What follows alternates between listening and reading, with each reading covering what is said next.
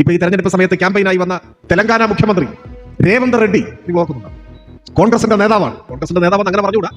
ഇപ്പൊ കോൺഗ്രസിന്റെ നേതാവാണ്. ഇന്നലെ കോൺഗ്രസ് ആയിരുന്നില്ല, നാളെ കോൺഗ്രസ് ആയിരിക്കും എന്നൊരു ഉറപ്പുമില്ല. അതാണ് ആള്. കേരളത്തിൽ വന്ന് മുഖ്യമന്ത്രി ആക്ഷേപിച്ചിട്ടൊക്കെ പോയി. ഞാൻ അതിലേക്കൊന്നും ഇപ്പൊ കിടക്കുന്നില്ല. പറഞ്ഞു വന്നത്, ആ രേവന്ത് റെഡ്ഡി മുഖ്യമന്ത്രിയായിരിക്കുന്ന കോൺഗ്രസ് ഭരിക്കുന്ന തെലങ്കാനയിൽ 25 മാസമായി പെൻഷൻ കൊടുത്തിട്ടുണ്ട്. ക്ഷേമപെൻഷൻ 25 മാസം, 2 കൊല്ലവും 1 മാസം. ഈ മാസം സർക്കാർ ജീവനക്കാരുടെ ശമ്പളവും മുടങ്ങി എന്നാണ് വാർത്ത. ശമ്പളം കൊടുക്കാൻ കഴിയാത്ത, പെൻഷൻ കൊടുക്കാൻ കഴിയാത്ത ഒരു സംസ്ഥാനത്തിന്റെ മുഖ്യമന്ത്രിയാണ് കേരളത്തിൽ വന്ന് കോൺഗ്രസിന് വോട്ട് ചോദിക്കുന്നത്. കോൺഗ്രസ് അധികാരത്തിൽ വരുന്ന സംസ്ഥാനങ്ങളുടെ പൊതു സാഹചര്യമാണ് ഞാൻ പറഞ്ഞത്. കർണാടകയിൽ കഴിഞ്ഞ 5 വർഷത്തിനിടയിൽ 3500-ൽ പരം സർക്കാർ സ്കൂളുകൾ അടച്ചു പൂട്ടി എന്നാണ്.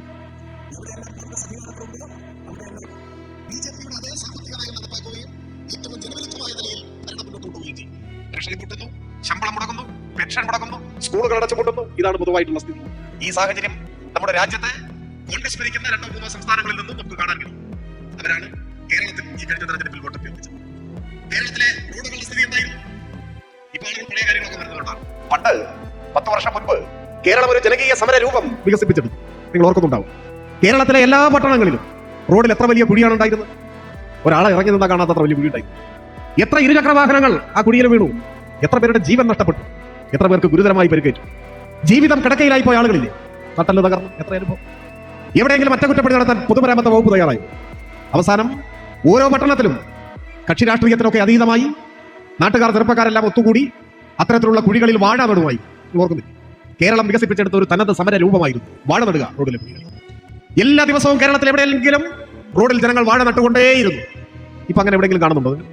എന്തുകൊണ്ടാണ് അങ്ങനെ കാണാത്തത്? ഇനി വാഴ നടണ്ട എന്നാരെങ്കിലും തീരുമാനിച്ചിട്ടാണോ? അല്ല, ഇവിടെ റെഡിയായി വാഴയൊക്കെ ആയിട്ട് കാത്തിരിക്കുകയാണ് കുറച്ച് സുഹൃത്തുക്കൾ. പക്ഷെ വാഴ കരിഞ്ഞു പോവുകയല്ലാതെ നടാൻ പറ്റുന്നില്ല. കാരണം എന്താണ്? ഒരു കുഴി കിട്ടിയിട്ട് വേണ്ട അവിടെ വാഴ നടാൻ. കേരളത്തിൽ എവിടെയെങ്കിലും റോഡിൽ ഇപ്പോ അങ്ങനെ അപകടകരമായ കുഴിയുണ്ടോ? എങ്ങനെയാണ് മാറിയത്? ഇത്ര ഫലപ്രദമായ പൊതുമരാമത്ത് വകുപ്പിന്റെ നേതൃത്വത്തിലുള്ള പ്രവർത്തനം ദേശീയപാത വികസനത്തെ കുറിച്ചല്ല ഞാൻ പറയുന്നത്.